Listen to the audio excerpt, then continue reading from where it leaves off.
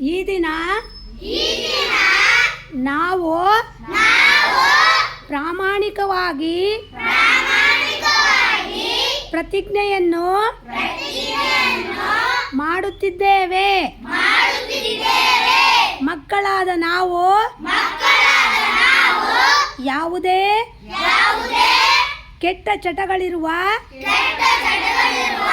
ವ್ಯಕ್ತಿಗಳನ್ನು ಗುರುತಿಸಿ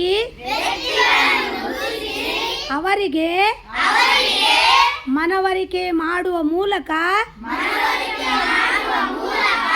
ದೇಶಾದ್ಯಂತ